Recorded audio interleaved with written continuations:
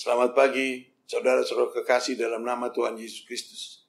Pada pagi hari ini, kita akan menggumuli sebagian dari firman Tuhan. Karena hari ini, gereja kita Huria Kristen Indonesia telah memulai untuk menggumuli firman Tuhan pada setiap pagi hari. Untuk itu sebelumnya mari kita bersatu di dalam doa. Bapa Tuhan kami, Tuhan Yesus Kristus yang Maha Baik. Terima kasih Tuhan, karena Tuhan memberikan bagi kami kesehatan. Terlebih pada pagi hari ini Tuhan memberikan waktu bagi kami untuk menggumuli, mendengar, dan menghayati firman yang akan kami dengar pada pagi hari ini. Terima kasih Tuhan Yesus Kristus, kami ucapkan hadirat-Mu. Dan kami mohon urapi kami dan Roh-Mu yang kudus, agar kami dapat mengerti, menghayati, merenungkan. Terlebih Tuhan menjadi pelaku-pelaku firman-Mu dalam kehidupan kami. Dan kami mohon Tuhan ampuni kami akan dosa-dosa kami, agar kami layak menjadi hamba-Mu dan layak menerima berkat-Mu. Di dalam pengasihan-Mu kami mohon, terimalah Bapa doa kami ini. Tuhan kami, Tuhan Yesus Kristus, Tuhan dan Juru Selamat kami hidup, yang Maha Pengasih dan Penyayang bagi kami. Haleluya. Amin. Bapak Ibu sekalian yang dikasihi Tuhan Yesus Kristus, khotbah kita pada hari ini diambil dari Mazmur 17 ayat 15 yang berbunyi demikian. Tetapi aku dalam kebenaran akan kupandang wajah-Mu, dan pada waktu bangun aku akan menjadi puas dengan rupa-Mu. Bapak Ibu sekalian, ini adalah doa permohonan dari Raja Daud kepada Tuhan, karena Raja Daud yang tidak bersalah diburu oleh Raja Saul. Bapak Ibu sekalian, kita ketahui bahwa Raja Daud adalah yang dipilih Tuhan untuk menggantikan Raja Saul. Itu yang tertulis pada 1 Samuel 16 ayat 1 yang berbunyi demikian. Berfirmanlah Tuhan kepada Samuel, berapa lama lagi engkau berduka cita karena Saul? Bukankah ia telah kutolak sebagai raja atas Israel? Isilah tabung tandukmu dengan minyak dan pergilah. Aku mengutus engkau kepada Isai, orang Betlehem itu, sebab di antara anak-anaknya telah kupilih seorang raja bagiku, yaitu adalah Raja Daud. Bapak Ibu sekalian, walaupun Raja Daud yang diangkat dan dipilih oleh Tuhan untuk menjadi raja, menggantikan Raja Saul di Israel, tetapi kehidupan Raja Daud juga tidak lepas dari ujian. Di dalam konteks ini, Raja Daud dikejar-kejar oleh Raja Saul, dan Raja Daud tidak mengandalkan tentaranya, tidak mengandalkan kuasanya untuk melawan Raja Saul. Tetapi Raja Daud berdoa dengan kerendahan hati, memohon kepada Tuhan supaya Tuhan melindungi Raja Daud dan menjauhkan dari ancaman pembunuhan yang direncanakan bagi dirinya. Ini tertulis pada Mazmur 17 ayat 6 sampai seterusnya yang berbunyi demikian. Aku berseru kepadamu karena engkau menjawab aku, ya Allah. Sedengkanlah telingamu kepadaku, dengarkanlah perkataanku, tunjukkanlah kasih setiamu yang ajaib, ya engkau yang menyelamatkan orang-orang yang berlindung pada tangan kananmu terhadap pemberontak. Peliharalah aku seperti biji mata, sembunyikanlah aku dalam naungan sayapmu, terhadap orang-orang fasik yang menggagahi aku, terhadap musuh nyawaku yang mengepung aku. Mereka tidak menunjukkan belas kasihan. Rupa mereka seperti singa yang bernafsu untuk menerkam, seperti singa muda yang mengendap di tempat yang bersembunyi. Bangunlah Tuhan, hadapilah mereka, rebahkanlah mereka, luputkanlah aku dengan pedangmu daripada orang fasik. Bapak Ibu sekalian, Raja Daud yang demikian rendah hati, yang demikian sebenarnya dengan kuasa tentaranya yang dapat melawan Raja Saul untuk berperang, tapi Raja Daud dengan segala kerendahan hati datang kepada Tuhan untuk memohon perlindungan, untuk memohon keselamatan dari Tuhan. Bapak Ibu sekalian, dari firman yang kita baca tadi, kita dapat mengambil beberapa kesimpulan atau renungan dari kehidupan Raja Daud. Yang pertama apa? Dia percaya kepada kekuatan Tuhan. Dia percaya kepada kekuatan Tuhan, bahwa Tuhan dapat melindunginya.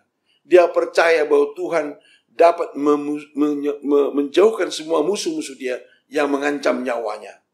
Dan dia juga mengandalkan Tuhan untuk melindungi dirinya, untuk menjauhkan dia dari ancaman Raja Saul. Dan jadi yang kedua, yang pertama tadi dia percaya kepada Tuhan. Yang kedua, bahwa dia mengandalkan Tuhan di dalam kehidupannya sebagai seorang raja. Dan yang ketiga, dia apa? Dengan segala kerendahan hati. Dia dengan segala kerendahan hati sebagai seorang raja memohon belas kasihan kepada Tuhan atas kehidupannya. Bapak Ibu sekalian, apa yang terjadi pada Raja Daud pada zaman dahulu kala, itu juga terjadi bagi setiap orang yang percaya kepada Tuhan. Kita orang-orang yang dipilih oleh Tuhan Yesus Kristus sebagai murid-muridnya, sebagai anaknya, sebagai hambanya, juga tidak lepas dari kehidupan segala ujian di dalam kehidupan. Terlebih pada saat ini, pada saat pandemi ini. Begitu besar ancaman tentang nyawa dan keselamatan manusia. Tiada seorang pun yang dapat mengatakan karena kekuasaan, karena harta, karena jabatan apapun untuk selamat dari yang namanya ancaman virus Corona 19. Akibat daripada pandemi yang sekarang terjadi, juga banyak ancaman kehidupan ke dalam banyak keluarga.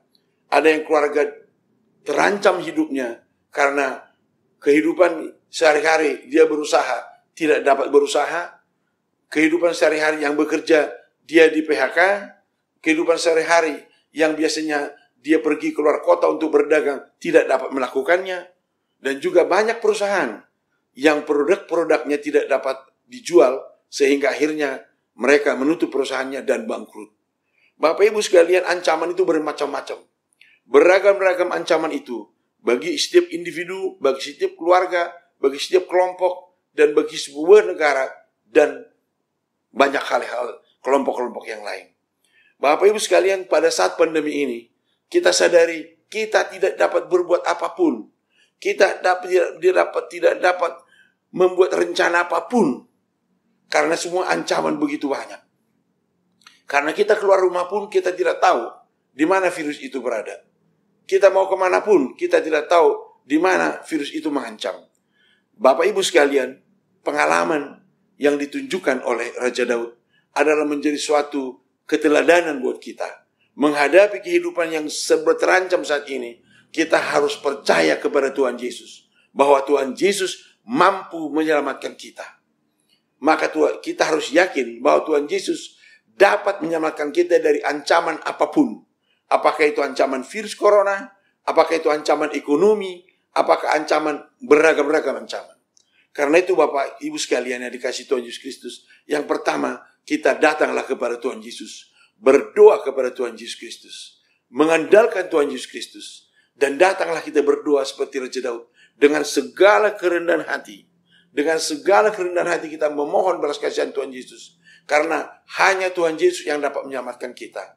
Bapak Ibu sekalian, inilah saatnya kita menguji iman kita. Inilah saatnya bahwa di dalam keterkanan kehidupan kita karena pandemi Corona COVID-19 ini, kita harus semakin mematangkan iman kita, harus bertumbuh semakin kuat kepada Tuhan Yesus. Dan semakin kita datang bersujud memohon belas kasihan Tuhan Yesus, berkat Tuhan Yesus Kristus, tuntunan Tuhan Yesus Kristus. Karena percayalah, apabila kita bersama dengan Tuhan Yesus Kristus, segala musuh apapun itu akan jauh dari kehidupan kita. Marilah kita gantungkan kehidupan kita. Marilah kita gantungkan harapan kita. Marilah kita gantungkan semua cita-cita kita hanya kepada Tuhan Yesus. Dan datanglah kepada Tuhan Yesus, agar Tuhan Yesus melindungi kita dengan kekuatan kasih karunia Tuhan Yesus Kristus. Tuhan Yesus memberkati kita kemanapun kita melangkah. Kiranya Tuhan Yesus memberkati kita kemanapun kita melangkah di dalam kehidupan kita, di dalam kehidupan sehari-hari. Dan jangan lupa memuji dan mengucap syukur di dalam setiap langkah kehidupan kita. Amin. Tuhan Yesus memberkati. Amin. Mari kita bersatu di dalam doa. Bapa Tuhan kami, Tuhan Yesus Kristus yang Maha Baik. Terima kasih Tuhan atas firman yang Tuhan telah berikan bagi kami pada pagi hari ini.